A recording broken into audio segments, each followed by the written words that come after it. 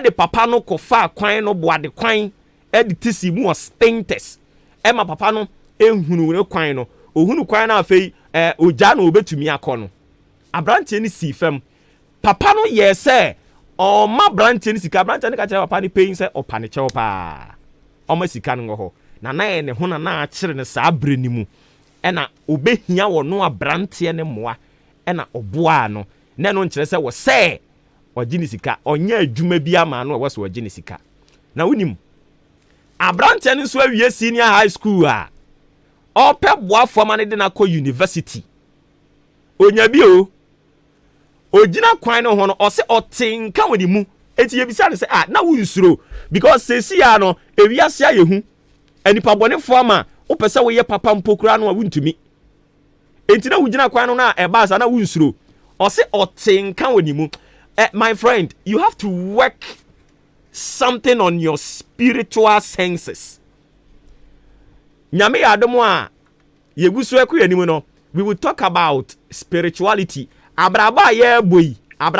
bibia ye honhom wate. Bibia ye honhom, se professors no soro be ka kire wo so omoboa. Bibia nya honhom a wo boa. Me say abraba ye boy, everything bothers with spirituality. And always you have to switch on your spiritual antenna. Sani ebeya bibi bone ba obetimi atenka wo mu. Eno na nya topic ya ye ka ho asem. Enti ye nkoho. Mami samra back to etu ho ache no. Afi abrante nya akokodro because o se otenka woni mu se papa no onye ne hwe na genuinely papa no ho akere no ai wo se wo boa no. Afi wati ase se onipa bi ehia mo asase so. Safi wati ase se osikani mpo eduru ba bia we hia mo a afi wati ase se onipa bia hia mo a wasase so mame nka asem kiro mame afia ankoma no wo biribia afia konama rada mame afia konama anu wote bono mame nu wo sika nu wo adwapade na wo nioma nyina na nsusu biribi duru ya huhu amoa ebi mu friend receive huhu amoa ehun ba be ye den mama me na ne wonya bi enti abrabo aye boy first utirimu say wona wo se wo so wona wo se wusa wona wo se wo sika se den wo ya da wo be hia obi mu a eno so another topic we will talk about it but yen sambre to hu ache ne so abrante ne se otinka woni mu se oboa papa na papa no enya de obi ku no enti oye de ba de onya kokoduro hiritina ka nim ekokire papa no baabi e wo so weden oko afi ode papa ni duru ho no papa ni yi sika so de ma no oka tell se papa da bi mi nya sika eye nana amafo yi a eye obi a wotie mi anopa yi a anko ode papa no kura be ya ne budget se ye den yara papa yi wo be boa me enko ode ne be ya ne budget nanso so abrante de wamfa papa na anya ne budget yo papa ne to ni botom so wo yi sika de ama no na okaja ne se be pa cho dabi o enya adwuma bia na ma ya ama wo ena wasa me je hu sika me nya adwuma bia ama wo me pa cho ye wo anka abeje ana wonye ka abeje sika no yi ya ne sika ketwa because papa ne ka kira abrante ne se abrante no aya ade ama ne ho adwiri no sanse ebi a onnim ni baabia na otumi ka kire papa ni pen se otinka woni honhum se papa ni nya ne hwe enti abrante no ni nya mesom kora wa animu enti wa ma ne ho adwiri no na woni bibi oyi sika ne de ma abrante na reject ye na o ka kire ne so o da bi me nya adwuma bi ama wo anopa yi awurade no mommoa wo na sua sane ye atu ho acha adwuma enye bibia na o ya ye jisu sika o eto da bia work for free come de wo pa but to secure your future sane be ya wo dache epunu mu ntonti eduru ba bia ye fa che wate eduru ba bia ewom se come de wo nanso pene wutirim na fa che na kwa bi mbie ma wo dache abrante ne di sika ne che papa no ka che ne so wo mpe o ma sika ne ngo ho afei wo kono ane papa ne san frɛ no ene papa ne ka kire ne se de wa yenti obema ne scholarship ama ne de sunya de obisa ne se ne suku mu na hemfa na waduro ana se miwura ma wie senior high a migusu a midi pa se me ne nkakra na matfoa so papa ne kache ne se ne wa yeyi nti mehwew ama wa wie university no bra sua se ne ye ya ade e de che a ye nyi sika wate woda chinti sua se ne obaya ade de ache no aka se me pamochew mu tua me ka de nanso menye momfa moma sika ne ngo ho sua na de obi tofom kra no usodi mu ni wa nya ntofom a na wa charge no obi siswa me oswa ni wie pe o se me eji usika obi si ya sei dia abeye bia o charge hey hweni ye o abrantie na anyi sika ni nti na me ne wo ka sei abrantie no o university a wo ko school a ne ma me 1000 ne papa 1000 mpo enim obi na ehwe ni free etu ho ache bia oye ye nti onya kokoduro etu ne ho cheye afei lessons amisua fi abrante ne die ni mu ne say 1 e wo se onipa bia wo ho no mo a o ma wo spiritual senses erect e wo se so original ho ohunhun mu atenka e wo se biri bia o ma ohunhun mu atenka so original ho sani ebe ya bibi boni bi mpo beto a wo betenka lesson 1 2 enam say o ma ne honhom aniwa esoye enti no honhom aniwa ne ebie bibi so kire ne say papa ne ntimi nni nawu eno ne lesson 2 lesson 3 afei se wo be ya tu ho achadwuma e wo se wunya akokoduro se wo anya akokoduro ntimi nya tu ho achadwuma because eto da bia ekomo dewo enso wo se wunya akokoduro pini wutirim na wo ka kire mo se ye eto da bia wo wutimu se wo bre na nso wo se wo pini wutirim e de hwe dachi enti yadwuma ye eto da bia you have to sacrifice, you have to volunteer. Say ye can't near ya komu akire wo a wo be unu say yes wo be ko ye adwuma hwe se ne radio adwuma etie nkurutu adwuma ni nyina wo be ye na wo be wie bo some be so thousand kra wo nsanka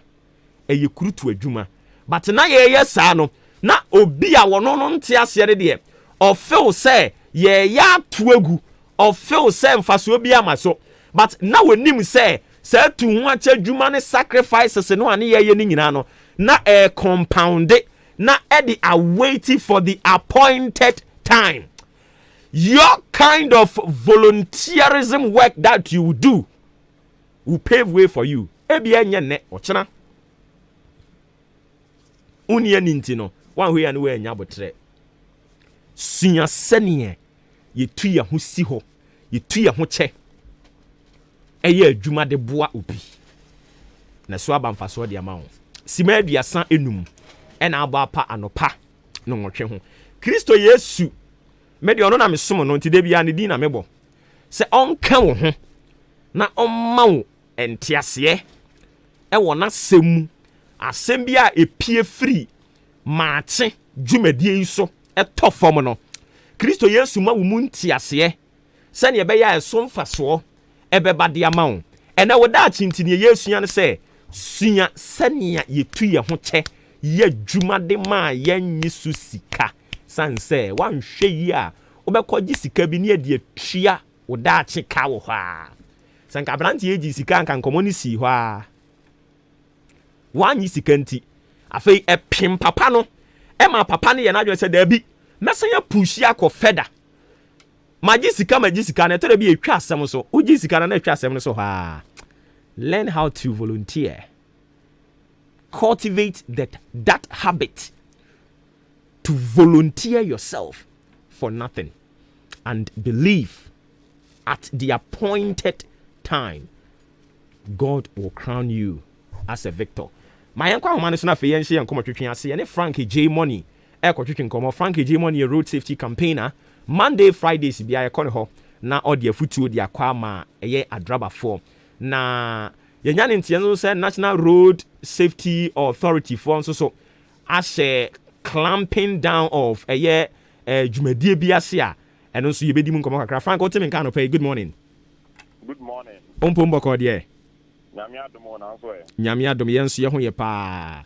Andra, I chanced on a document bi a National Road Safety Authority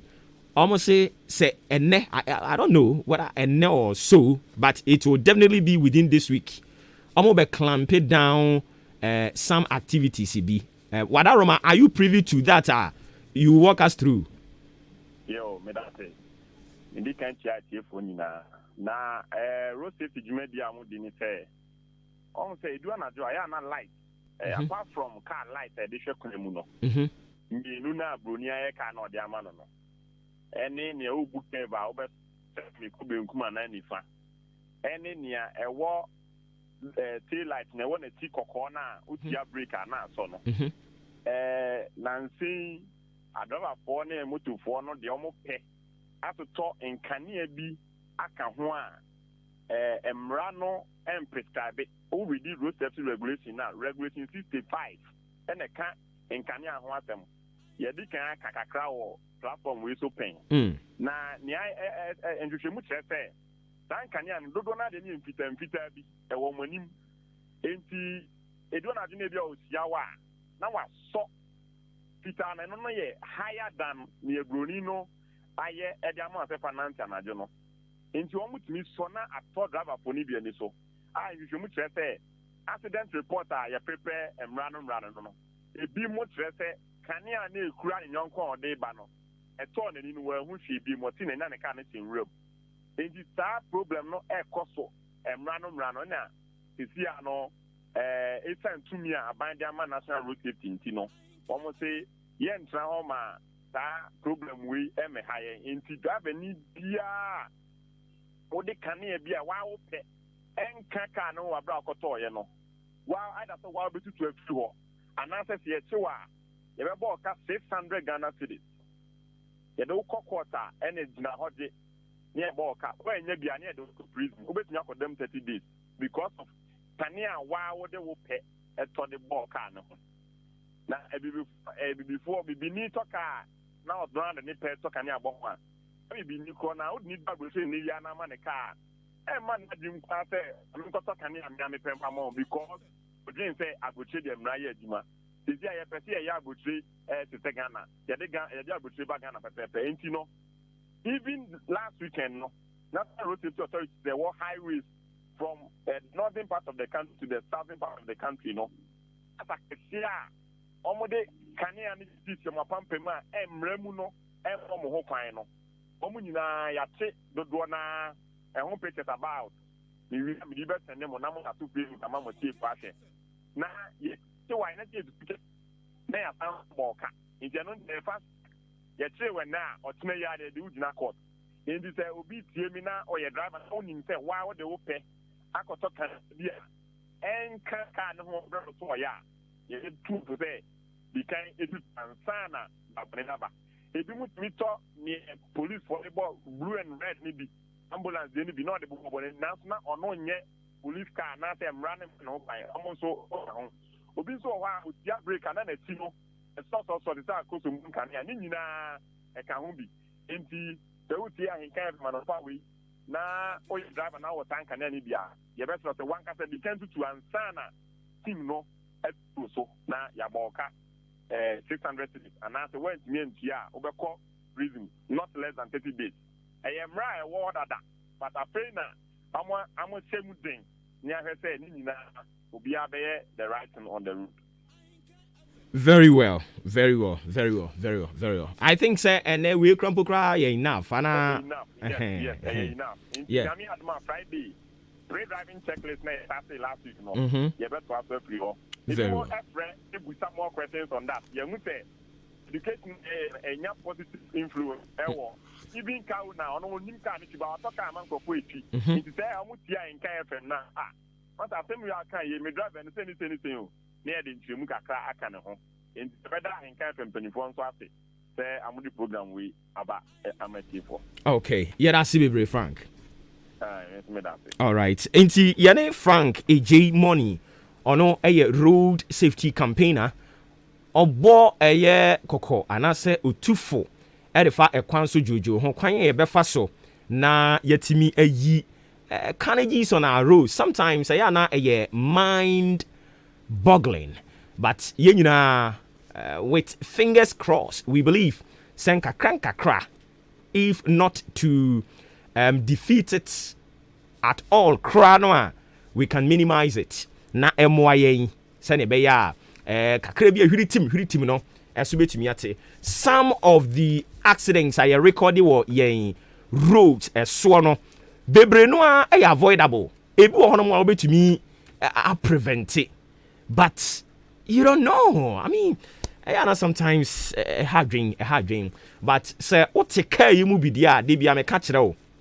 sɛ nneɛma no ne ɛbɛboa yɛn ɛno nko a ne yɛdi mu ɛnkɔmmɔ ɛno nti wada rɔmayɛ na wo nso so watumi atie yɛ tufo no a mommyɛfa nyɛ adwuma moma yɛntie ne saa kɛkɛ wotie ne saa kɛkɛ na dabi ɛyɛ mo yɛntie ne saa kɛkɛ waayɛ medɔfo meda ase bebree sima no aduanan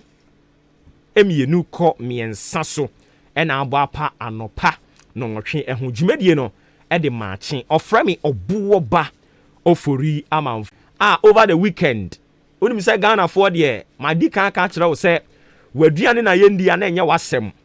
waduane na yɛndi a na ɛnyɛ wasɛm nya ba bɛda pono so no nko adeɛ a ɛne yɛn nyinaa yɛbɛka bi another issue a nkrɔfoɔ ɛka paa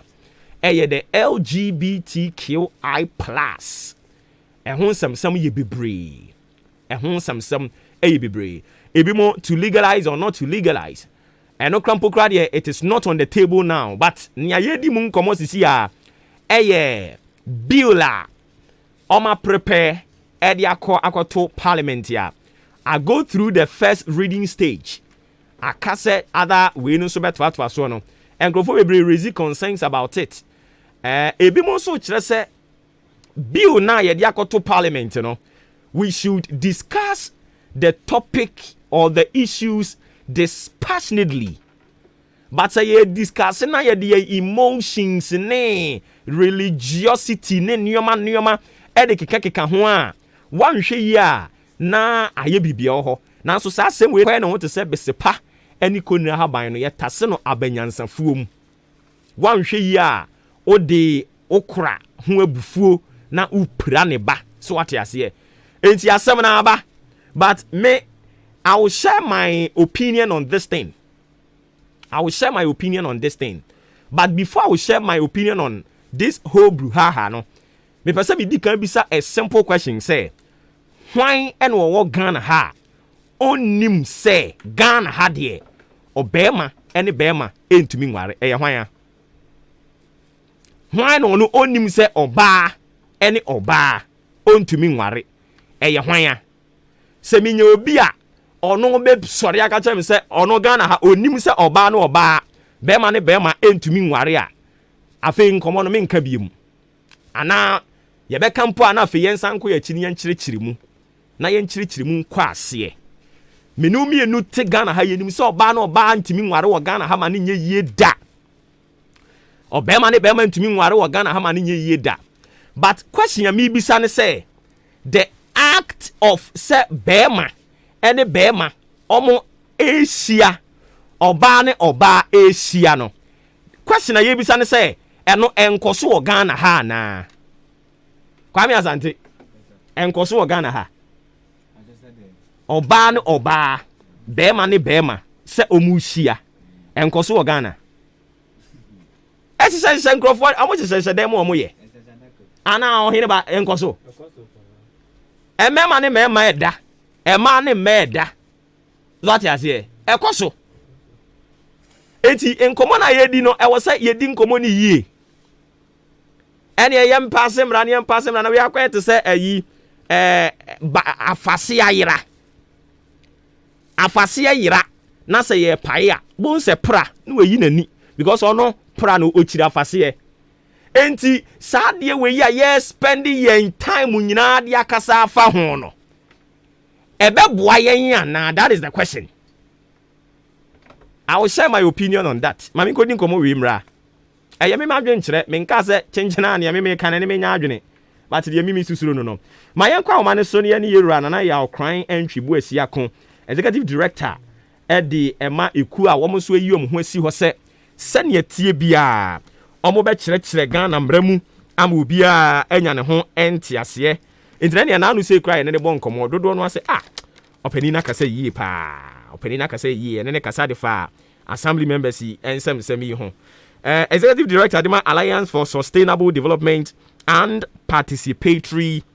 Governance yɛwura antwibu asiako wote yanka anope ya mo akwa ababa henkan so biem mejo so oban ompo mbakọ de yesu adom na mihu ya bo pa e ho ye ye de rade ase nanu aye no di nkomo yen college ne bo waba so papa pase wa ya de yen san ne wuni nkomo biem ne ase good se college ne se ye ne wuni nkomo biem dia na e wo se ye san no ba ne ye ba betoa nkomo no eso enti ye bekoso asire nyame nyansa de ama wo saa se de wo de di nkomo no amen ene ye di nkomo afa niema mienu ho baako eye LGBTQI ne niema keka ho this heated public debate here as surrounding the whole topic in the first place is it relevant yo the din kan lecture and kan from the chief na Madam Monso ase wa konya modema alliance for na yenso system ho na ye de nyame ase o nyansa wo de mai minia ye kwaso nyina ne du ba bia ye ni patuntum no ye wo challenge kaka question ba kon bi person bi na say ade bia efri amanone ene ye fe modernization ana ni patuntum adwenche ne say ade efri amanone if you boni kromu ba modernization. And I think that any modernization interest ade bia na efi boni kromu ba na modernization and I yen ye the TSB ye niema ye na na backward way of life enye no kwe so o mind bia ni abusua bia wo asase we so nyankopon ewo culture o de bo wo mo o mama mre ene ade na constitution actually constitution bia no was written in the contents of a culture. If the constitution no custom laws no and say no ejitum customary laws ejuma na sabi o chokonkon kwa ye kan kra no chokonkon mo che no omunam amamre so electric konkon ebi chokonkon no enya de se sabi o edu amfa culture anya ejuma ntiwe bible na ba bi e tro ye no middle east wa e tro no wo mamanye no mamamre no omunyema na amre bia no bible no kasa edika enti se ye wo mai mu na sabi o amamre ni ya bi wo ha ya mi wo di die se di na me dia che ye no ye constitution agitumu enti adenti na obi amamre na gbenu se ebeboa no ye force se ye di ba ye so na de mi kan na se we na kwa no nkoma kan new colonialism ye tell me say you have when you find a culture imposition so se obi di wo so ana se obi ewotumi wo so a ade ba ko a emma etimba bi so okunu se owotumi wo so se wode ne niema wono na gwenche me se ebeboa no wo impose so imposition of culture imposition of way of living now we have no ebasa maybe or control over you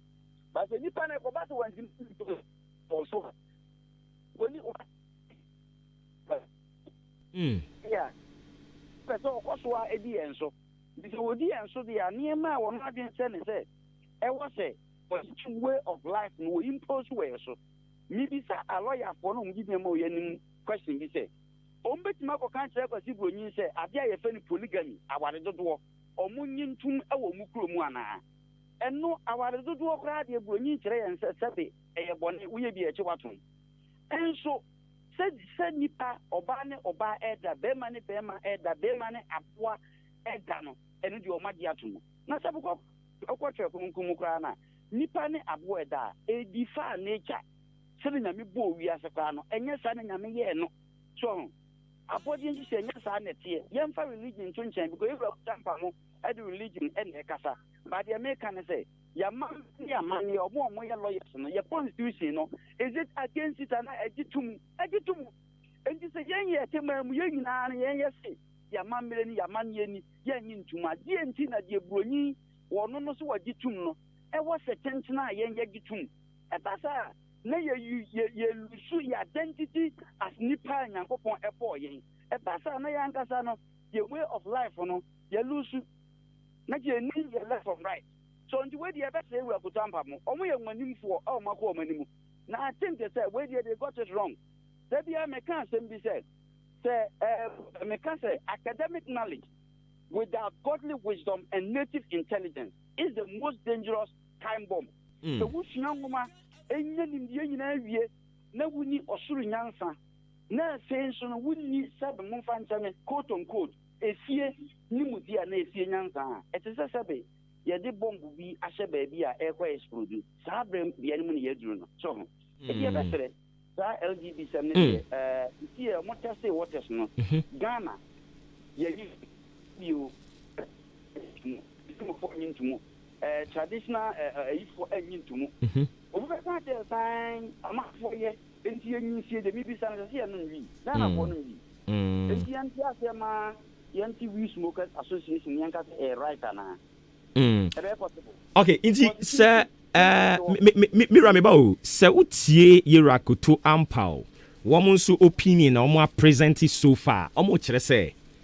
they are also not against say ye criminalizing no Ghana ha but a typical example en ye si wo nkranza ya chi obi ye so ye gay allegedly or practice the act and na omo akwakọ kire no omo abo no without listening to say eye no kre say enye no kre eno na all ka say wo hwe sa anti LGBTQI bill na that parliament see ya no a sections ni bi wo ho no mo a ase emma saafo no wo mo fa ahudie emma say ye chi wo mpa a mo nkyerɛkyerɛ wo nsɛm mu yɛsɛ ya kyene ne de yenkonkoku no Yesu Kristo mpokura no a yɛse wo kyiri no enso so kan mmerɛ bi sɛ okohyia sɛ oba na bɔ adwaman no ɔhyase atwerɛtwerɛ fam sɛ de onye bɔne da onto aboba ɛmo oba no opagya ne ti na obi anyina hɔ enti ane ade nti na sɛ ye based on religious aspect ya yenhwe the analogy of Jesus Christ na ye fan to ye die yi ho omo so so dia omo ka no die tie ne se sa anti LGBTQ bill no ya tie kwa e beboa sabe emra ni wontin ye ti obi a ye bo no ba ye se emra am no an be ma ho kwan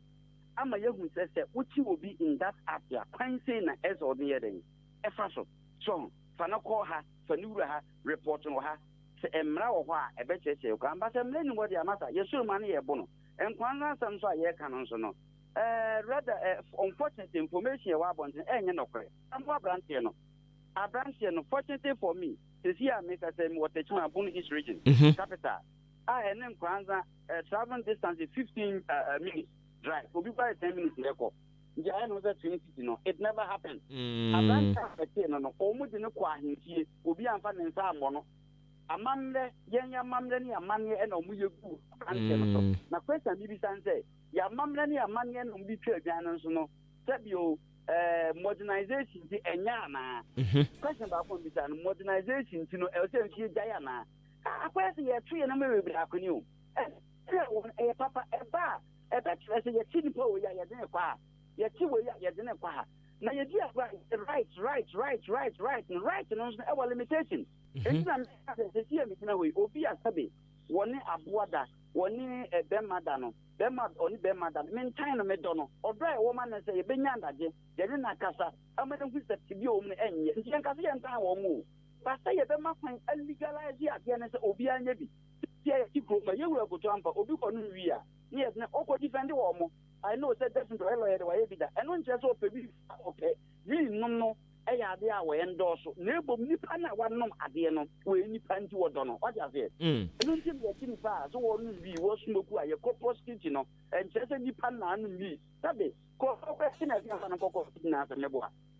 o could no put this and ya come for ya kasa yam from am Robert Association a we no aka say a right in tino yan tia se me inform na you will never agree to it because you be can say enye ade papa okay ya kan say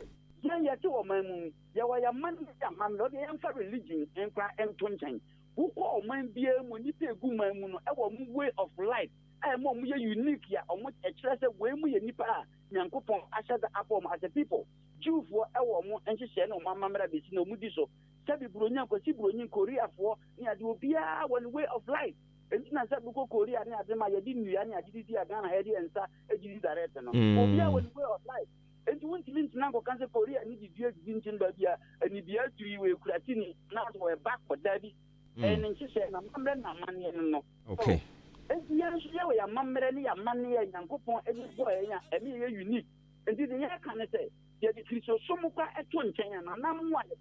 no ya mamre nse etui sa ede no nti tetimu no ye kwachi obi so ne aboa kra da ye kwa ya mamre ni amane esere na namo so mo mfa nche so da enwati ansa na ye the religion so a sebe e ba ye so ade kan ho say all the religious sects e wo man mu no against LGBTQ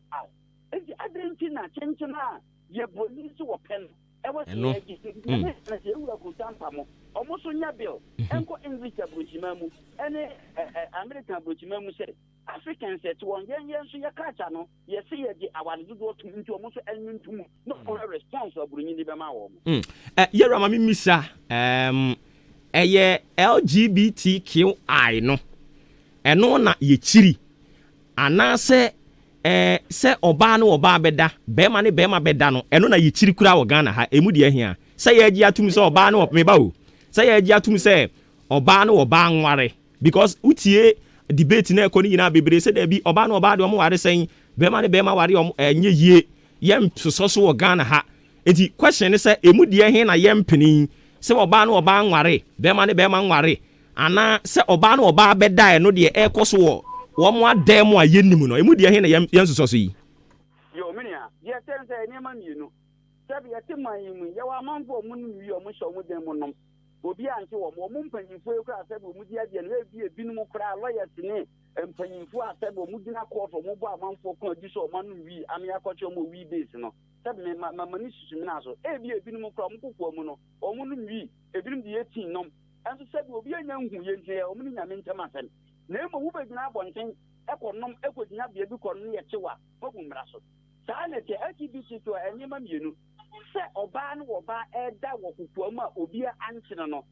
eno unu nyame ntem asem na emo so obi suspect se unu oba bi shedem na say na mo ya yetimi a report no investigated se se bu hye wudan mu nu wi na mate ade bi sent ya magen sent we say SB sent na ma report na ya da saw eno nje se ba no wi ye hwem hu na se wi no wa no mo a ye do famra consent sa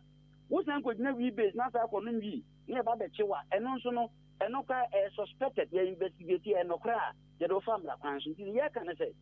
oba no oba eda bema ne bema eda bema nipa ne aboa eda nipa ni dua eda se udina ha se pese ni dua da ohun za ke wa afon no na ni dua fa akoda enu wo ye bi na ye susu se wa ye bi a eno no ye tim reporto ye hwehwemu se no kra ye do famra kwanso enu achi no oba no oba ye suspect se mo da ye hwem na no kra mo famra kwanso ansa na ye be chemo se mo da so mo famra kwanso enu achi ansa na yemma ho kwan ma oba ne bem oba enware bem ne bem anye den enware. That is what we are talking about here. Na ba ko eka ho ai no de ye ne dem no minyini se oba no oba na bem ne bem pese omo beda o ba be ye no abonten minji ndi enti sa ba ko eka ho no eno na ebi mo che se we dey say ye fight a losing battle because that particular act me no ka say egusu ekoso se sie ya ye ka say kura se etua so ba bi anya senketwa enti se ye se ye ko de amanyankopon de a ene ade na ye nko okuni yie minia ye ko amanyankopon sabe ye tie ye nipa ntimi nko nyame be ko ama na ho but nipa ye tie asase isu de me chene se yen ye wo niema e ma ye tena asem ye ku se ye unique people ena wo ko wiase e wo isu ba bia sabe ahenka mamwe mo culture na mo customs are different from other radio stations in the world. And my who said this is Ahenkan FM. And the yen so Afghanian, yen Africans no, yen ye say, yen so the Maya who say, ye Africans in Yankupon Abwe unique in say Obana. Bemana, Nipani Abwa and na, and what you know, Obana Oba and War, Bemano Oba, Bemania and War. And Untina Yetimi question to Fobi say, or may a suspected armed robbers, or Yanko no. Almost a damn will be a suspected and to go a bofrono. Acquire a question and Kwanza Nano Yadino. A classical example, a nipper being a suspect here, obi kwa ne kote to say no mo ye ena mpanyampa omukubo pie wo mo so ade we in the act so omukubo pie wo mo so say let obi ti we bi no so wo mo ye they suspected them ena omo apprehend wo mo kwa mpanyampa de we in the act ena omo ye de omo ti wo mo branch ne ye so won yintum sabio ye si ye nyama me omo ye so omo pre na namo nkonya abote no pre maye because ni se na ta se kwanza ho na wo no sabio one say police branch wa dia ba akutu yede etimi chew so what you say did the year change na say ye no kokwa mu die nembo mu ye suspect say wo ya wo boss abrana ye investigate every achew ye be investigate na no kwase wo ye sa de na wo hwe mbra na o me dia koto na wonye ma bill na o me dia koto na wonye ma be correction message na wo mtenye tie do kwa akoto mu nko a ebinum kwa ye say the council ye do ye de efamu na say ye misa say omo ye LGBTQI why na what say ye wo no again science kwa atire say obi ani wiase a ye bo no a wo ye gay ye ni friends gay chromosomes ho so nipa si meti de wo ye gay by there ebi ni wiase wo bia de oba be fa ye bia na character formation obu okọ school and ofa ye obu ana nkufo le bi wura mu obu ahia bi na de edi wura mu enti character formation this character formation here say deviant character be and obi anu ye wo no a na one dey DNA and answer the chromosome no na ye wo no with V chromosome ye wo na answer we wo read into or we or no we so to na character formation wo mo ko ma me no papa mo kra say do mo no wi ma wura mu kra ye wo mo a na say ye traces of it ko mo and no chance they should come and smoke so it's a formation of character. It's now the appropriate measures in a good format. Every man for a bit detail among for Chrono and Sabi, a course of using some many who are a day tackle for a master and gay west. And now, you. Let me say, be a cancono. The Yakan LGBTQ, you know, a idea bringing person of force at the best saying, a slavery, new colonialism, you bring a young man on what they best saying. And I'm on Arab. Arab if that one will survive, I could jump and yet build and go Arab countries. Some person legalize Sanyamawi, but in merchant, the air country says almost only astute lawyers. Yen African for Binu Prochimo or Makawa, you know, I actually warm. Yes, your catch and your mamma and my home pine, see a warring unions, a minute an hour woman, and I didn't know. Men and Nankasa, I mean, my great grandfather, and I didn't know or woman. I said it, me, I won't try to assume about young as Africans. And he said, or Monsu answer bill, and qua Bruce, and what country Bruni said, I was Bruni said, baby, you're doing young Africans, yet, and said, I want to do one, you get to almost into Makama into African for one, and one you never abroad from Guam, and now for crowd, dancing. Africans never young one would be and practice polygamy. And as I know quite a polygamy, over there by a science, so I hear Jumaha. And you're not a polygamy, young African, your catcher. Would ye? Polygamy, your catcher, did you? And a Brunian say on into, you're not about Munian, and then would you offer for Bruce? Now, what in you do? You bet you what you say, what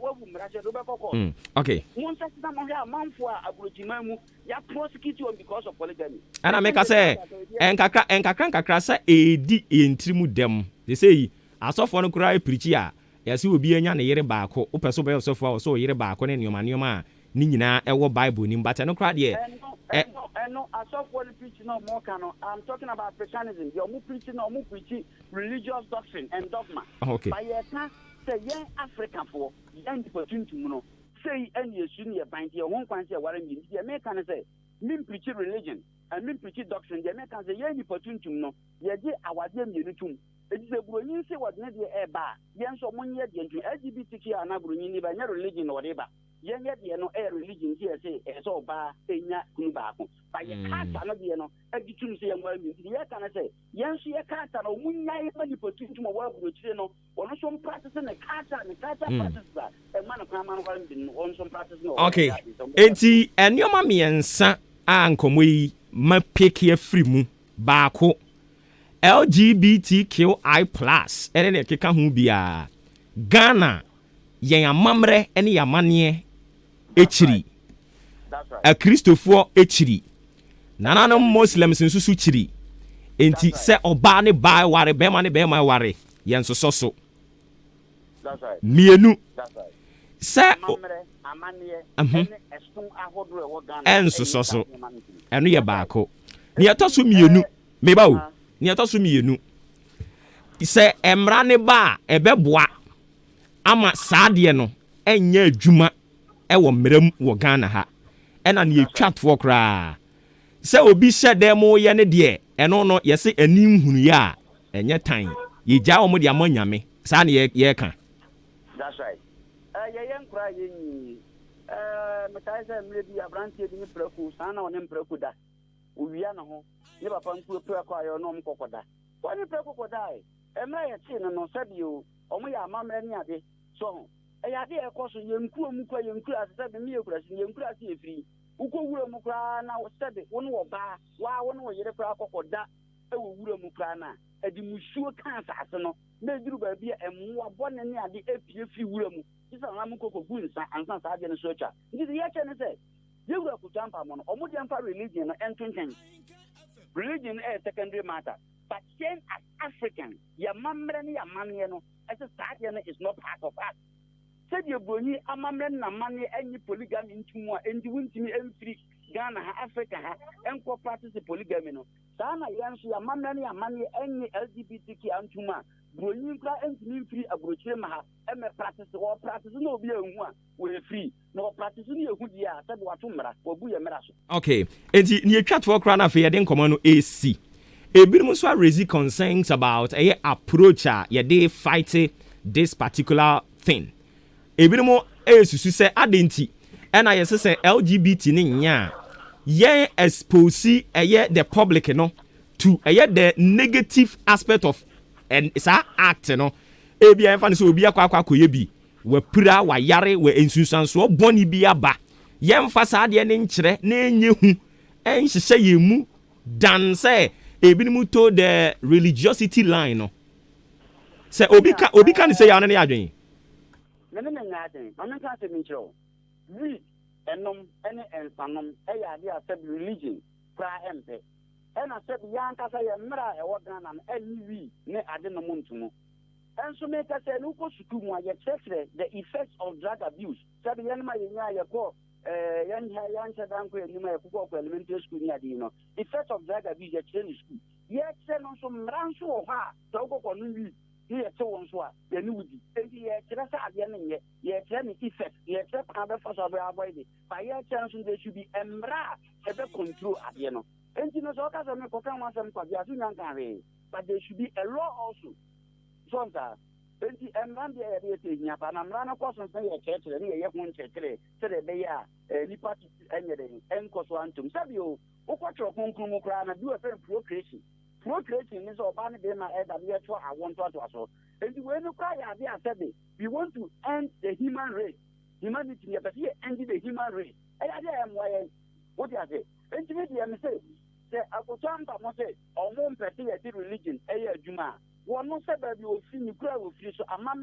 or what I said, walk on his Ukraine, baby, a grand papa, baby, a king, and 2 politicians. Or a politically exposed, or you want to about to him for. And also, said you, baby, and Kadana, you do, your cosa echo to Amanfo. And she a man,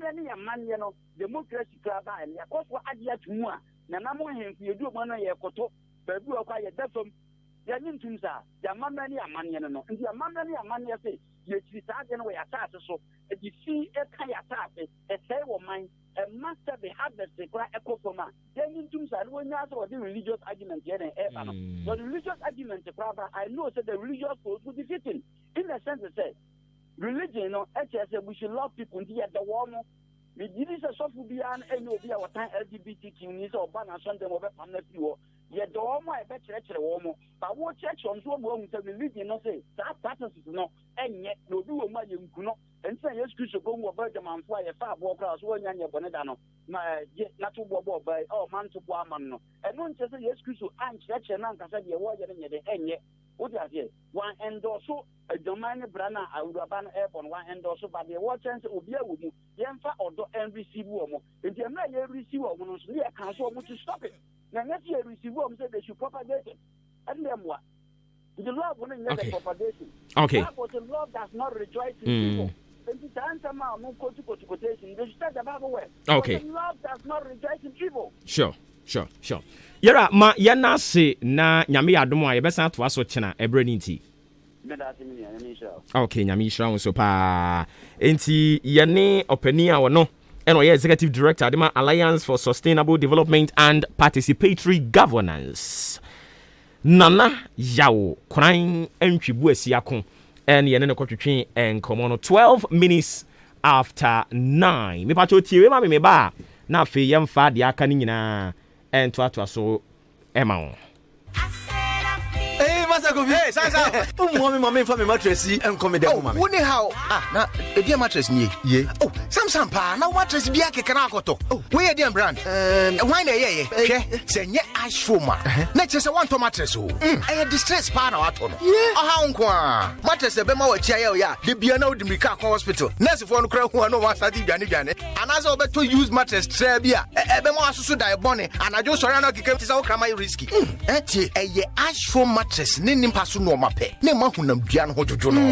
etene wapom ne maoda na ho na manipadua na sisi ne ho so afena meni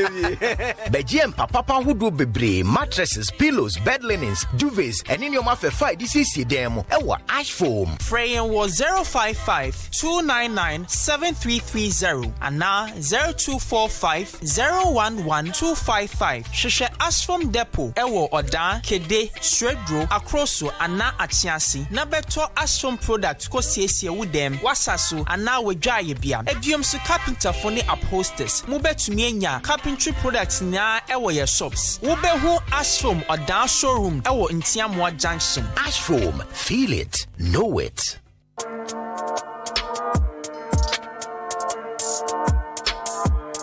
So, I serve it hot. I give you all the gist in the entertainment fraternity. I'm the music plug too. You're from Kobina Kosti. I branch part the perfect gentleman, host of Showbiz 933. Me bring a whole new package. So meet me, I'm a pandit. What you say? And Colam for all genders, all age groups. That time about 3 be one. Almost imagine session. So I.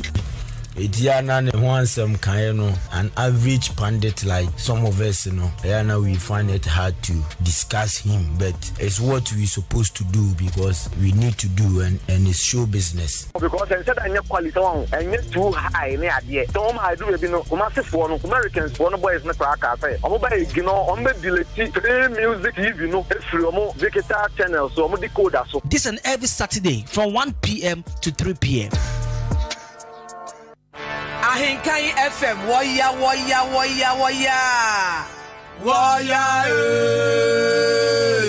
Yenimgo Yenimajani Ahinkai FM Jaya Kaya no na be munu edru so Ahinkai FM cooking competition for senior high school edru so ya benuanuane na usu nu aduane no papa enuane awodo ba unity Shannon sabu sumeni de toso aduasa achem abuabu de backgrounds 30th October enuane ebesu aya no gretrodo uyo obi a wako school ewo any of the senior high school spare bra famumemani jama abetai with senior high school achi no nkuni Chadi ewo Ahinkai FM cooking competition yimu. Say what you? Chasa ye benua nuane. Ghana nuane a yenim no. Wusu nu nkwan ye de a ene ye ahia me. Schools are ebe bie. Odan senior high school Achimoda. Atefa senior high technical Achimoda. Wenchi Salvation Army senior high school Achimwenchi. Across senior high school Achim across Achiamai senior high school Achimanso Wamosoba. Fishing Vocational Institute Achim Abuabu home grounds. Achiasi senior high school Achima Chiase Wamuchia line. And the Youth in Leadership and Skills Training Center Achim Takrasi. Yeah. Why are you in the bay there? Shannon live band music. Etuatua. Adontufoɔ Toto Robinson Finkan. Eduanu Enyamba Betechi. Eji. Adontufoɔ Bebre. Eddo. Dada Hafko. Selina Boati. Dikin Samiba. Kwajo Abe Berima. And I tell you, the gospel striker, Perpetua. Didier. Obuoba Ofori Amanfo of Hebron Prayer Camp. Onusu Tialai. Hey, Mami Pokuyeba. hobe ye de keke. Anuti Ahenkai 93.3 FM cooking competition for senior high school. A Basso live. Our Achem Abu Deba ground. Wo si eye date be? Eye 30th October 2021. E chance ye time be. Anopa non kron kopim enumere no nsia. Ahenkai 93.3 FM, the best in the East. Empire Ebenja.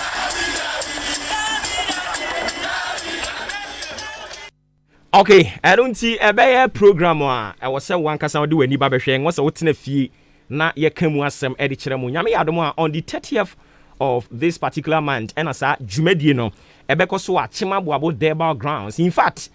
a better boom frete. Ya no baby. So what I say, utine fee ni become one some cherewa. A better bibi ho. And in Tiano one case was simu pam. Na udu ni abeshed ye koso ewo ho no mo. Enya senketo na medika ka kire mo se na no ya woda no me wura hoye free bra me bam potem ha me wura enho sa da se yenya party a o bam potem ha no mo a omo do no achimodanfo do MPP okoko kan MPP asem no wanka ni ya no adane o motamfo kese a bre wa kura nya wo de ne poma be dwirawo because what can a party asem enka we kura enka efe ye do party no achimodanfo asem o mo kan no na ya to aba e de ama party aba mu ne edi kan ne tosu mienu na ne party ne ba mu ne tosu mienu ye tira ye se president konto into abo sensrahwe ana ko ba be piem wo yen constituency mu ha anke ye ba ye ya bodwa data asa adwa data no ehemfo obia tete ho kama etinka na sorry ya wo se wo kwa ko bie nuoma no na nkwa ko bie empabwa factory wood factory na nkwa ko bie we factory emo factory na nkwa ko bie we factory na se omampanyini atuka afri nkran aba achimodan constituency na omampanyini am commission hwe se AstroTurf for 5 good years aya to abadiama party achimodan for dono na omampanyini ne maye toso mienu wo baye na de obe commission diama achimodan biggest constituency like this AstroTurf me wira hoye AstroTurf any ade a omampanyi betimi commission ye ede ma constituency kakraka yi wa bra omampani ne nam constituency si bi mu a all commission pabwa factory emo factory starch factory hwan factory oba ye mpotem ha no mu a emofo wa ha ye wakuafo mo dom mo pa wa ha enua wood factory kranke ye betimi abe revamp no uyi akuayo ne esa nioma ne si ho no mo a ye waniema bebiri yanke betimi abebie factory bi wa ha anye bia kura no enwo emaya ukwakwai ne takrase mpotem ha no mo a anka yemie o factory ni kura wo ho kura anka yemie wo achimodan ha nanka ma no omodo donwo wo omodo abene nioma wo mpotem wo nyina obia mfa ne nwo ne mfa mra factory mu wa ha no mo ye nibi omampanyi ba ye no AstroTurf en ye di pani nanim so nkonko commission AstroTurf assembly member kura betimi commission bie me wura hoye and this is a bitter truth a we know bi anka ntro wo mpotem ha eya wura ho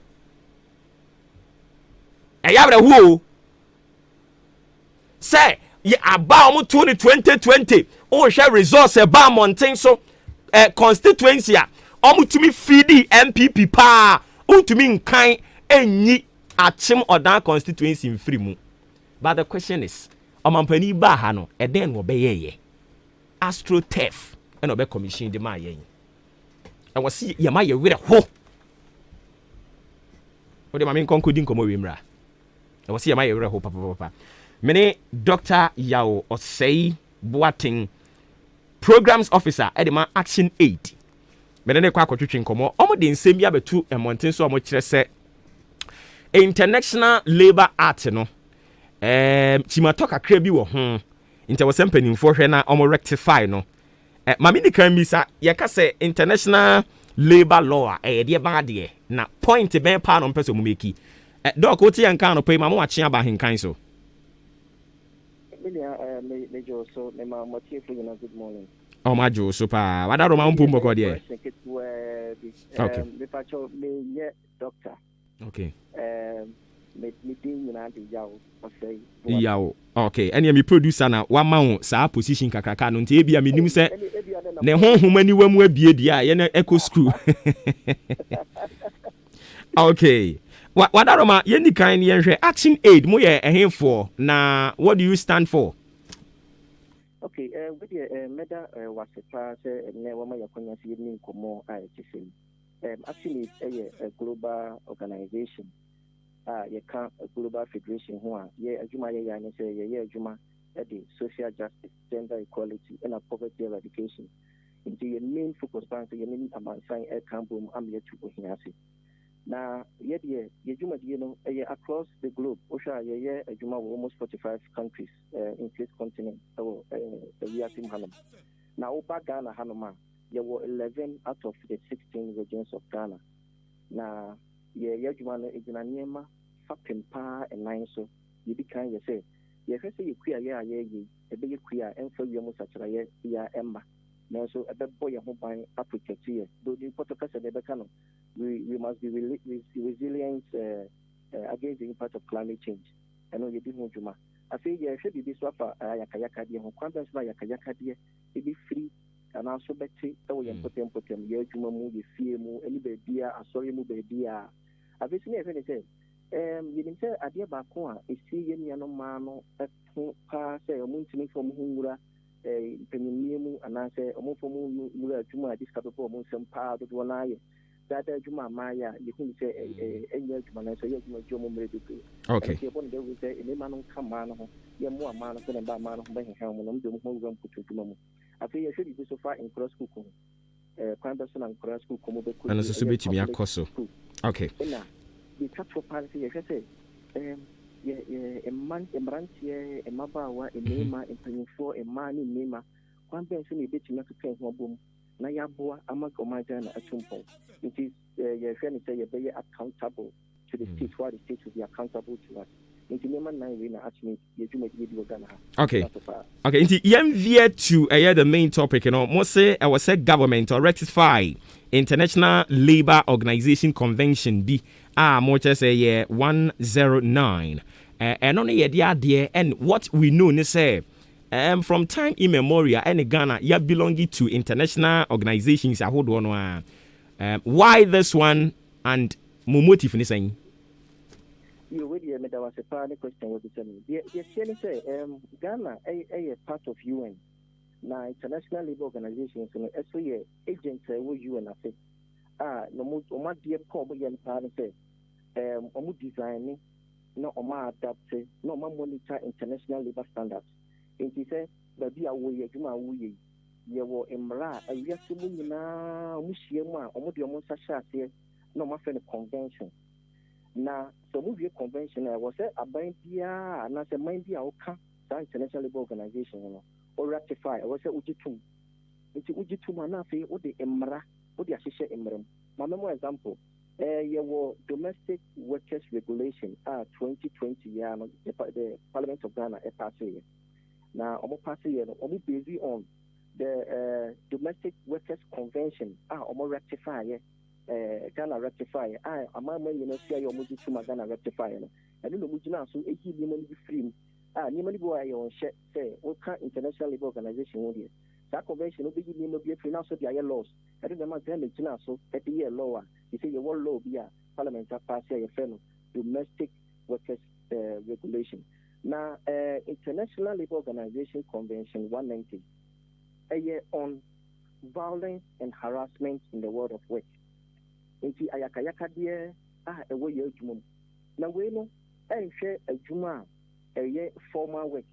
She said, a juma, ya moving crackers, and we are from her juma, obeshe adwuma sei asisi obeba sei obeyesi eye sanity even informal work to say omo bi omo eye tailoring baba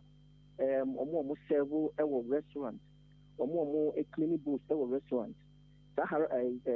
convention we e cover obia na the ma convention we na yeso kono say na make na e both informal and formal workers now we the scope no one kakra because omo trans no omo hwehwe hu say ofa ye adwuma bi say obi abeye internship wo adwuma and no dey we say shop obi abeye internship 1 month 2 months 3 months so mo hu say we say laws no be bra e wo wi ase fa na nyina na ayana bibiri na no laws no emphasize ni bi mu kisa obi oya apprentice obi a oye volunteer work obi a o hwehwe adwuma kra say obi be eba wa adwuma say obepa adwuma na say obi nya so wa nya so fa ya kayaka bi ma sa convention we no say Ghana get to rectify na say ya de maraba ebe kai kira sa convention we e fa ho pa nti convention no. Okay, inti mo making in a documental form and you believe the power of the media said through the media and a bit me reach the appropriate headquarters. Yeah, you will say media a big platform. I mean, just a little bit of say in the fact that because media station we have radio station as so far and the that said in the here like so almost at the track to action as I say abai mu in fushia almost by the say convention be a violence and harassment home more for a someone sempa it's my so yen film na yen hwe emo a bebo adwumafo bo formal and informal workers na yen Ghana engine to na yen fanya mra na emo ya ye wo adwuma na we no sabra we so na boa both employers and employees because in the ayaka de ene dodo na na kutia employees for na employees and also so the kutia employers e di tie no afi so sa de we a ye bo ya na so campaign a ye yi so sha ye project no hwe say aban de ne sabesha ase it is so hwe oba bono ahafu ene bono Easter achieve e wo ha na ma ye ni ema ya bo formal informal the most students, the mutra, the more hairdressers, and the Kubibri, a carbon, almost shia, limping for shia, almost the action pay for journey as you also. Or could the courage and I head of your workplace, the point of violence and harassment. Okay. Yet I say BB best baby.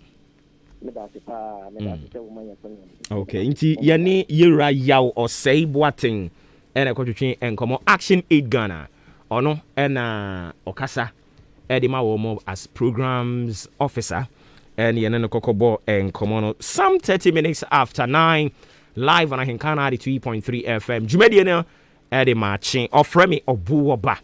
Ofori Amanfo and 7 I able so ne dosun me pacha enche meba won so ho now do de aba before ye de eno ebeba no ma me fa we entwam ema wo ansana ye de aba nyame ya adoma wo chena Tuesday ochina Tuesday anopa 6 a.m. pepepe na openi Jacob Gbolenyo yera Jacob Gbolenyo Kwabena Costi ne nana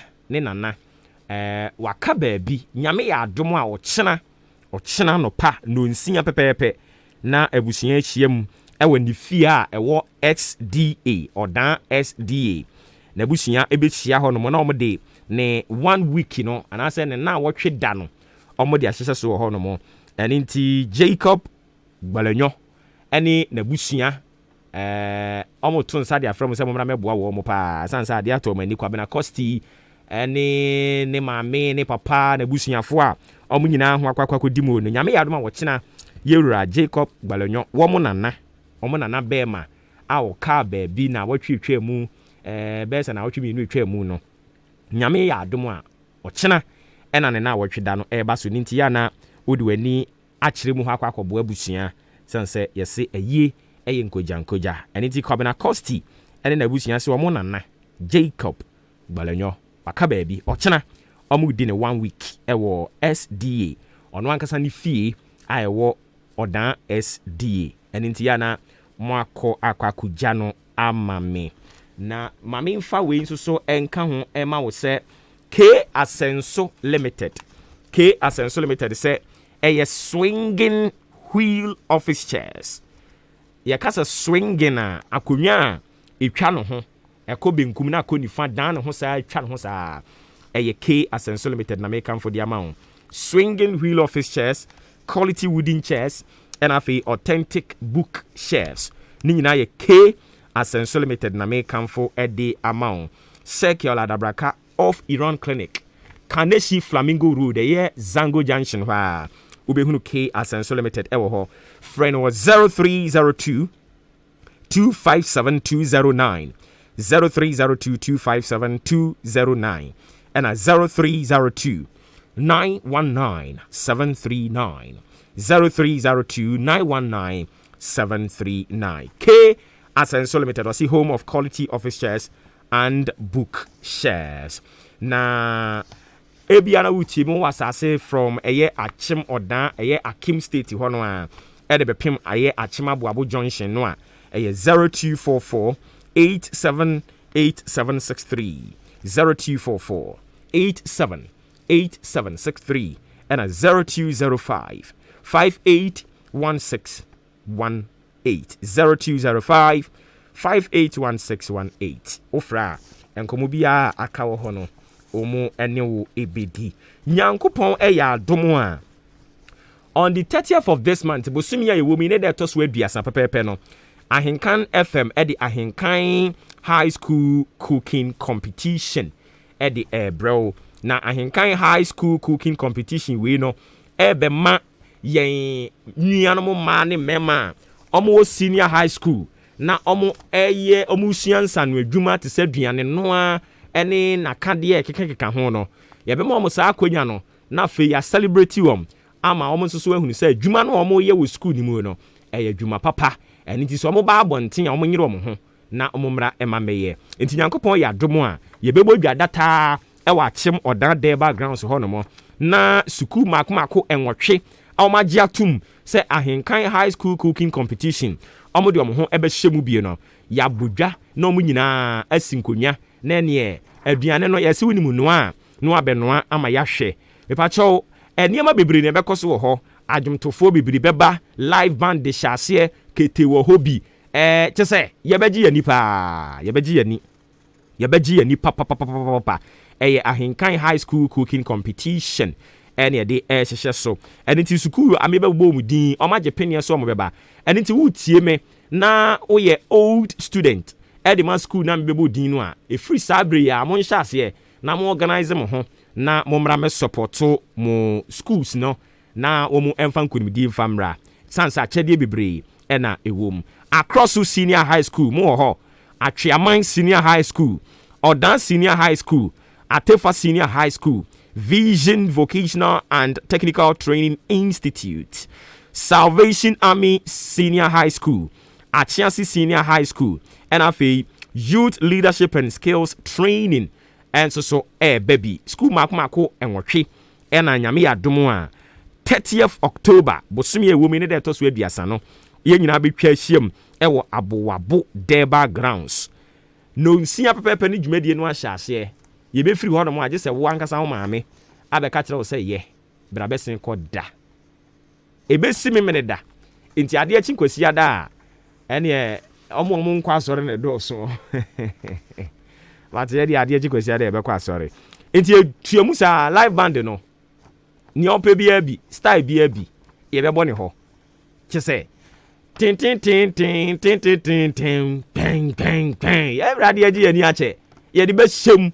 30th no ebe yiri se ye kuma pamu no ewurade nyankopon oh yeah company na opeso be sponsor yen ya me pa cho 0244 878763 0244 878763 30th October ewurade nyankopon ebe yiri tu ebe ye bomfrete eye Ahinkan High School Cooking Competition eye na wa baby de amame ntrafie ma obi ma mehwe meka nkire wo kutie be kan bo man se ekuro so ate ase yese de ote ya nte de ono so ate no so a wanhunu ase ye kire ɛne nti yana wankasa baba behwe bi na Friday bia nso yɛ dwumadie bi a yɛato de din sɛ Freaky Funky Friday ɛde bremo Stephen Frimpong anso DJ Toxic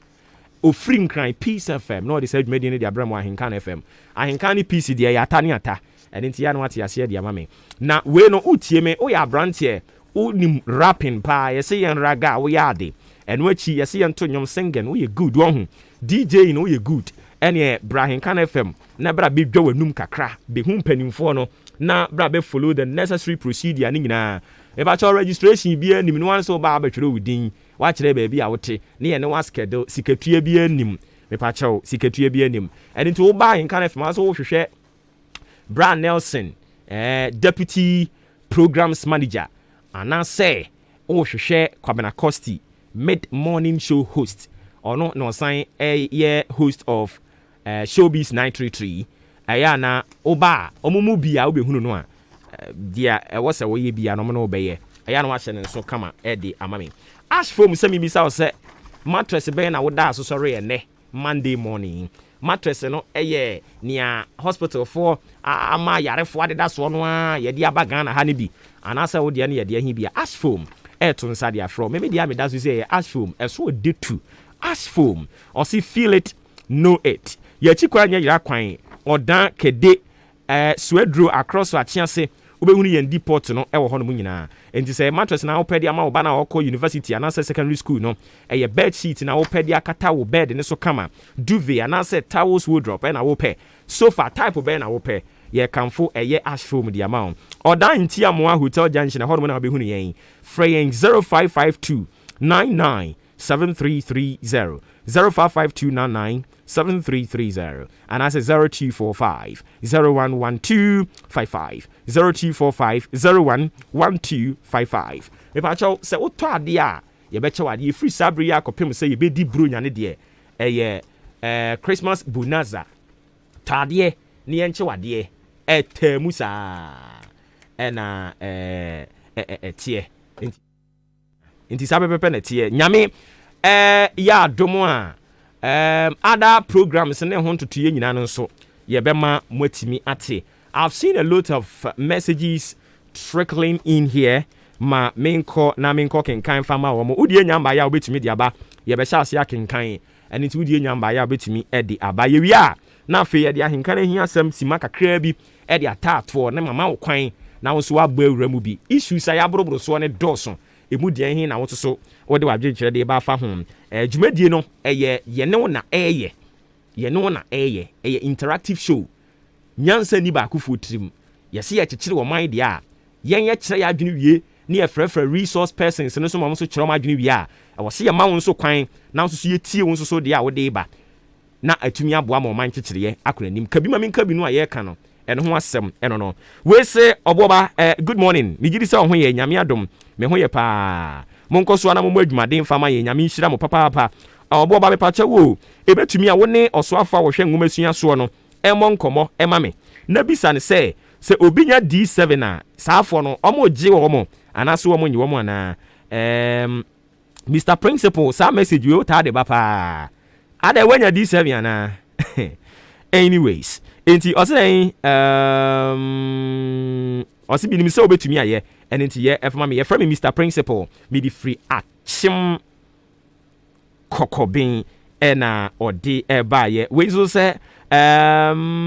Mr Obin ɔsɛ yɛ frɛ me Obin a me wɔ anyinam kutuku Ahenkan FM mo yɛ number 1 ankasa ɛwɔ puye mantam ha nyinaa na okro no afiri achim kutuku okro no ase wɔ sɛ tie yɛn ɛwɔ achimachia senior high school enti which is which anyways we so says then Obuoba mama wachi o me pa chew na LGBTQI no so nsensem ne de me de medwene nkrofo bi ho a me nto amase kra o ɛna aban so aban no ɔmampani ankasa di ɔmanim no yɛnte so ɔmo nso kasa afa ho so ɔmo gya tum so ɔmo nyintum yɛnte hwee na ɔno ɔdwene ho a wɔnte ase wɔ so ɔmo bɛka bibibi so ɔmo tia anaso ɔmo ntia yɛfrɛ me ɔsɛi Clement Manso ɛna me di efri baayɛ ɛna we nso se the LGBT plus people no ɔmo pɛ so ɔmo ba bɛsɛ Ghana din ana da bi o eja nso se ɔmo papa agent so wo mo na mo ma me ne mo papa no mo kokoye sanke be wo mo kura mama ba amama ba be hunu bibi se LGBTQI na yentna Ghana hands so over our dead body. Unfortunately, one fat the ding and kahon and okay, so what is saying? Kofi Isaac. Oh, I see. Kofi Isaac. And this our message in the bio. I say eating competition, you know, see and register your friend Sir Romeo. Sir Romeo or then mobile phones ewo achim wenchi. Yes, eating competition because so ho. And I think I my phone one can so competition cooking almost would be better tar so and yes and get to a jollof and one mobile a man win a man and me mano at the bebunny. I think I my phone mano any me mano almost ben one jollof. A bay two, a bay two, a bay two, a bay two. A me man ye way almost be you or my mama quay jollof and my no more good man anymore say. Ahenkan ehiasem. Ahenkan ehiasem. Ahenkan ehiasem. Ojai.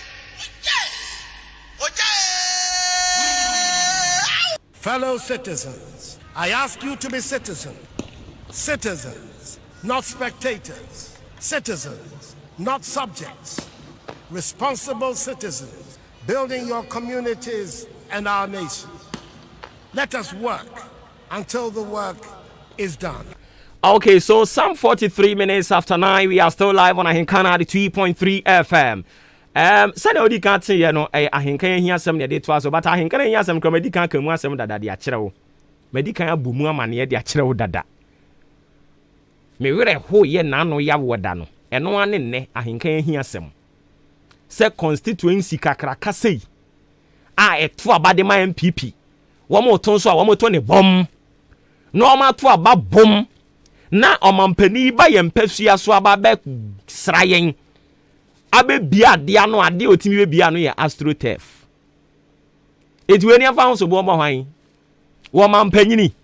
Empanyimfo omo no omo lead the leadership of the government. Omo represent ya ban no ewo ye important man ye mfa so bo ne mo wo mo.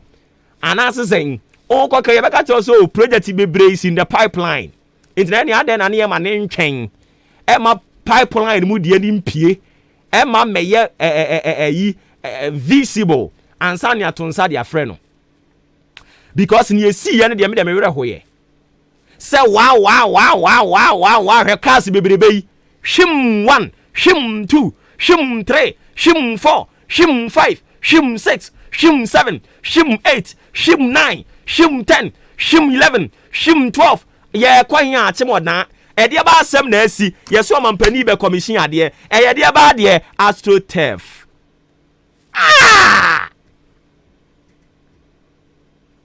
AstroTurf. Na AstroTurf untimi abranti wati bachi yaka untimi nya ye ja AstroTurf ma untimi ko commission.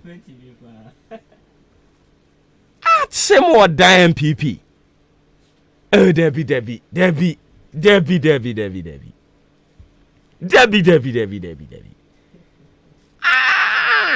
Where they are not. Enye na munyo obi nka nkyere mo media me maka ni maka to se amanga adua medwen me kan wo so wonti ase wo wayi wabufuo pompa pai a me eti yi abi na ata na abi na wa ye kanyame adua kyere wo ni ye beboa yen ye nto ne bom ni ato ne bom na kasi nso ba wo mo ba ne bom wo mo ba be ye de a AstroTurf. Ewie ye na adwadifo ma no ye be se maslock ebe ma mo bosia na masan de ahye bunyuma se na fe market ne nso ye be si ama mo ye ewurade nyankopon wo share me so wo share ya 0201944485 0554 820910 020 0201 944 485 0554 82. If I show Udino, maybe I can say free. Yes, sir. You kid as you do. Oh, Now, and randomly, no. Before astroturf also. Now, long for any idea, I come one or more for a okay. I ask for light.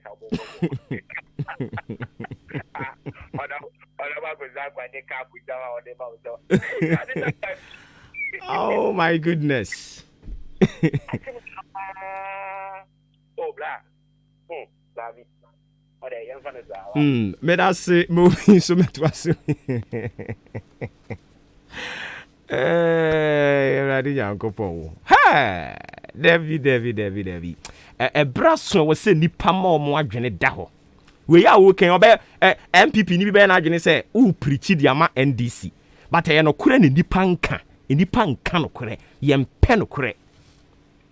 Nye ya na yem ya na say yem pe no kure chie nyina ye na age Pentecost ata ye ni ase. Ye na age CAC ata ye ni ase. Ya age Presby ata ye ni ase. Ya age Methodist ata ye ni ase. Yen so ne yem pe no kure. Se wenye obi mu gidie di tumi di ama no. Wo gidie se obetumi aboa di mpuntuo di abrew. Wonte ase atie mi anopai ye to aba di primpuntuo. Na ya to aba di primpuntuo. Na ye tiri aye yie no amampani so obesra yen. Hwe constituencies ye wo Ghana ha eye 275. Enti so amampani timi twusu mu ba akoso obesra no a na te se mutia ye yie. Anye bia wo ba ye hunu se enkrofo bi di mirika kwosesa aboba e dia begu achimabo aboko offense en achimabo abo town rose ya twebo dia begu so eno se eye dada akra o se ye be yo se dien yo yenim but ye wogidie se wo de aboba na ba ne de wo mo be ye kwan no because say mo de abo ne begu ho no mu si kwan no mu nimu aye ka kire mo e kwan no mu si no e kwan no already no abo adabirijo e kwan no na no abu agum ena kakra no a ye chia ye ho fa ho no masan de aboba na begu ho etimu de begu yi contractor no obi tia won kan kire no achima boabo akwan no eno ankasa kwampo no ebere etin so dada ena masan de aboba begu so no etimu ma ye mayen yen fanto ho ni ye tire ye yie ne president e ba besra yen na dia yempanimfu a wo constituency ni mu etimi di wo panyini nanim ekọ commission ye astroturf me kan wo biti wo so wonte ne ho ase ni buafu ne ho e se medwene wo ho menwene wo ho enuoma bebre wo constituency mu a anka ye betumi akeka ye ntira bomu aye ye te ha no ne ye twe manson wo mo ankasa mo hu no mato abawie afini akire nie mo da so twe ho manson ama afoforo kura MC yaba ye koto kura sansane no mo mpe no kure ye ka no kure kire wa so buafu na me sa nipa no kura dia na me tape na sem se me ka no kura kire wa so buafu no hwe ye nso obi aso se mo fra ya amoka radio is for development it will never come sit here na dia enye no ma baba be sing praises and worship in the name of what? If I told mo friend munya botrema me na me nkire ma adwen kakra munya botrema me because baby ye duro no e wo se am ye ni bere ya ma ye ni amre mprempren ya ye wo efiri sabre e kopim 2022 omunya tisi 2023 mu a omo be sha ase aba be ye omo internal primaries no a wantwi ni nsan be sha ase no ya nhwe ya ye ti astroturf yi ho na mfie nwotwe omampani amamuo no akwa awieye because se si an omo ankasa mo be sha ase so ma di kan registration into wa registration ya wi omo be sha ase abetoto aba polling station aba ye beto eno nso so wo mo ba betwe no tuntum kokko saa enti tuntumfo de ne nkrofo ba na kokofo nkrofo anwini a eno nso so ye mansontwe enti se mansontwe no a ekoso no a sha ase dada no se obi ka tira se be kwa awie ye na yi a wo boa but menu mienu a wo mo mansontwe no wo mo twe ne mfa ye ho no ye na wo se ye sorry na ye twe o ma dwene di siso se ye ne mo asinsan social contract enti munya sa mo mansontwe no na munye bibi mfa ma atemoda na oman no atemoda se nka ye wadwapade a ena wodi wani hwa ena wani begea eda wo awo bibia nkoso o enyo bi se me wo habi me oni hunu buru ni osi me ni Nothing is going on here. Uko constituency bi mu a send a project akasi komwe wo pe constituency a wo pe mantem a wo pe block a wo mu nipa wa aban mu wo mu mpanimfo wa aban mu ebi krompo akwa wo mu no mutu o mampanyinifo ni nyina hyehyɛ mpɔtɛm ha nanso wo pe mantem a wo mu akwan abɔ adabirido wo mu akwan asen wo mu akwan anwene ne sen ebon kankankan womo empesua so omampani ba wonya biribi mpomfa ne nsansi ne bonka se mayede amamo eye mpotem ha okoka obi so wonte wase se wo ka nokre na imomu ote ase se kwasia da duru obedwade akwa sondem na minim asem kra ya asofo no mokotena ta ho mokeka kire mo okotena sore dem mo minim asem ya asofo ni bi no moka kire mo ye ka nokre dia kire wo Mr. Politician boys ne di wati no so mo adwuma ya wo mo nkoso ni wati nkoya guru kasem biem eno na mo mpe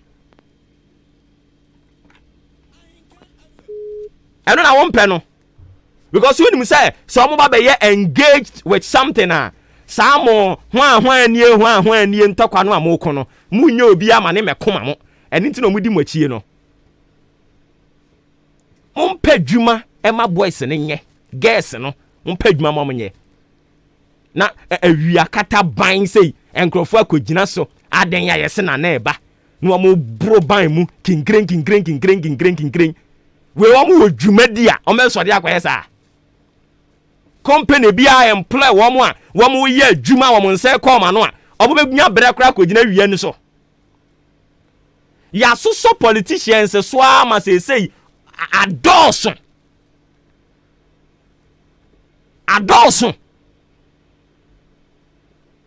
na wey enkwala na chiro exams ni ntikura na ya ma megina kwan ho no se kanya exams na ka ye sign parade nkwala ni nyina begina kwan ho e the flowers ayi flag share nsa na ebo gengenga na ebo enemremu 21st century omani here deliverance omai here deliverance nse baby adwudin obi etie ha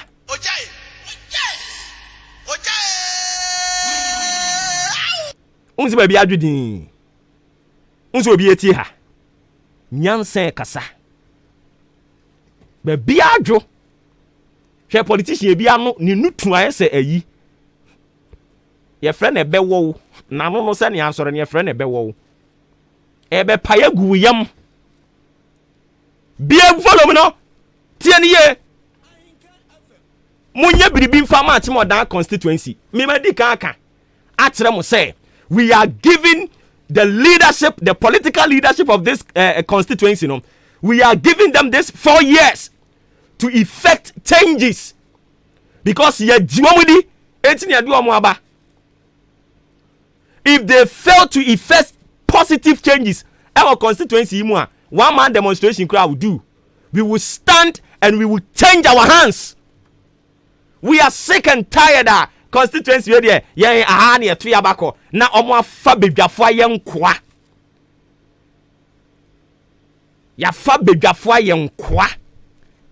Because yenim say ha de wo dress se be aboa papon ho kura de ni begina ho no mo a in the name of a certain political party ya beto aba de amano. We are sick and tired. Ya bre. Na mo assembly members mo nyame adoma ukuada mo so bete. Ukuada assembly members no.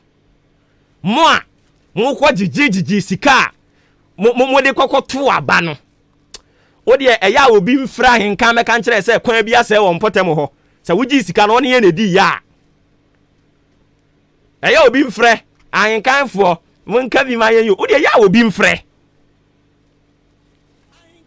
As far as I am working here no, o de eya obi mfra. Obehunu se ntesu kokko e wo obi anum na se ne be ya ye betena abotre ne asomdwe mu nti ne nyina ya tentesu fita ne de atena ase moma ye nwene mpuntuo ho pesami nkuminya no adoso enti mo amokoda mo kete so aya mo hunu se pesami nkuminya no ama impuntu okofem eye ntwa mfonyi mfa nkyere mo ho assembly members no ene na no sei me ba ku bia no so ba assembly member ba ko o wasene manso akroso mummie volume no na muntie na munka nkyere no se me mane nane kakra wanyai saade na wo ye no a me boni din wa ha ba bi ope bi on fe enko yeso ye the evidence de beba assembly member na wo manso asene manso akroso a enkrofo kokoye nyamara nsem na police fo kire wo mo a na wo na wudi mirika papa police we de saade ni we nya ya hey tie se we nya saade no a oya ohun so we krase boga ho ade de be ye okuremu no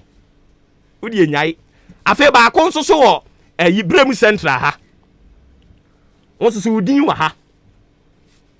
enye san na nkofo bi tutu ache banka mi bo wudin gu animu ase pa ma wo hwade a wupiri ho gu animu ase ama wo hwade next time abepiri ho ye ni bria no ho ye ma me ye nkokwasa radio wa ha wo nkokwasa radio ye ya ni afafu afro woni mu se akoye ya party asem no hey tie saade ni anya wa ha mo fa nko etire ho de o metimi de saade na fa ho bata ha ma chi dwumadie yi mo boa ye ni bria no ho ye ni time de ma saade ma na mo tete ho a mo ye do sa one way na mo de ye politics no a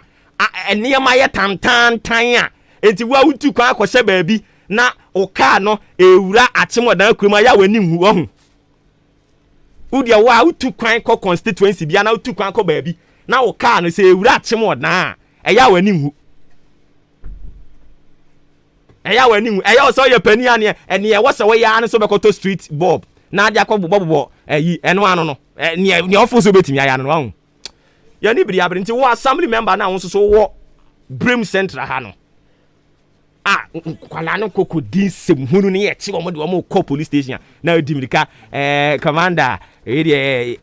masa woni mafutu adika tu wo mo fo no ma me ye saade no e be bowdin agu animu ase munya saade na mo ye no emo ama mpuntu nkoso meti ha mi din sem hunu na mpampas ma din sem hunu a mo mfa mbra no nime kopo papa cha mu wia na masa na posifo no nyaade posifo no nyaade tu hofo ya disi nyam kopon ya domo ekina ya besa na beto aso mo ana mo fry man peki nyina mo fa ncheme na wo se ya to fire no ye nyina ye ho aduro so crowway wo se konanim obi a waye no ho be ma bronsam beifuo bi a waye na dwe se o ma Brim Central nko nanim no ye betam na to na twene punim ama pone de nakọ na no ebi ansi Jonah so den na so se kawuro a Nyankopon so ma no so won kwa wo ye krikrikri wo mo tam no to ne twene punim adwan ye adwen obi a waye no ho saade ni bi betam na to atwene punim ese ye ho time odi anka kwa me ye boy executive producer de madwumadie yi adwempan ni Kofi Mensa produce Kobi K ka ho bi Kwame Asante de ko Facebook ene YouTube a record wo ho wo fia na wani nkan betumi akwa bi o prestation ya kan okra fato he ya o mo na me kan okra kire o e kire o no ma bo nyuma ba hwi ni emfiri mu ma masa o fra me Obuoba Ofori Amanfo Nyankopon ya adom na Yesu ama me so so yi kwabena costi de adwuma beto aso onu wi a news ne beba didi so sai dan ya be se na hia kina Yesu ama hwon su ni Yesu ba mu atumi nyini che kodi politician bi achi koboro we koye emmoa wo faso bi ani so kase yebota wutu aso Arishima mai mamunyina mo achi ebiem emamakwa ba ediba ahenka 93.3 FM so baby aya dri no eye kasebo etew nsema hodo a ene ya kan kasebo ayede esomo no edumi no na afen so no ye anwumre no nsia no de bedi mu akotere na sabe mu ayede ebetse edibe somwo na ene ye de ani bekire mu ewo eye emrahye bedwafie eye parliamentary affairs committee no opanyina wono etua wo ma no wono so edina no atomo bi efa anti LGBTQ+ bill no wonso akasa de afa ho ye de mo enchirimo enso de ba besom mo sanso ana sofu panyini bi enso so etu adehyenom efopa school for mo fra wonom twenso wie na wonom free school ma na afi no wonom enso so nema ense emfata no ye de mo amane bo de ba besom mo na otuteni de ma ambassadors for Christ Council wonom so de atudwa echiremu se LGBTQ+ de akeka ho ni nyina no epefo enhwe na animanyimu ya no emra a tintim de akodan eyemra sebedwafo no mo hwe no mo jintum na no so emeboa eno mu ensem ye de baba aba besom speak your mind movement enso ekuo wonom enso de nsema woto de aba adwa enso a wonom chese red control department womo enhwe se ja ko han dan ene wontotue ni nyina no efiewura ene afede okọ han dan no omo nsem no omo neta edipa wonom chese mpaifo nhwe na womo fa mra bi emra betumi enso aboa ama enoma timi akọ enkan emu enchiremo enso ye de eba na je so bo so beduru ba bi na street no ye sisi dade abobon pene ha adwin bibiri emu nchemu ye de baba na okopiem so wanka puni mantem ba bi ti se ka so ofanko ene ne kura bata ba bi akeka ho no ho so ye se ensuyire enso ye de dwedwen yi obekọ ne nkrofo tata nsu ani afefomo afomu no manyina emu enchiremu ne mo enkomo enyina no ye de baba aba besomo sanso ye de ani bechiremu ewo achin odan bangalu ene wonmo amoto wonom so wonmo etiempa efomo akwan enwo no enchiremu so ye de baba aba besomo ewiemu sa kira ye so ye de baba wei ene ensema hodo atamikuchu wabra dumie no enso abo anase anwumre no nsia yaka kasebom no na yaje adwane de mo enchiremu nyina so aba besomo se de tie na efata medin de adwen pa ye ne kofi mensa adwen papa na papa edu anum kan me sore na kwabna kosti ene na pamfo de adwuma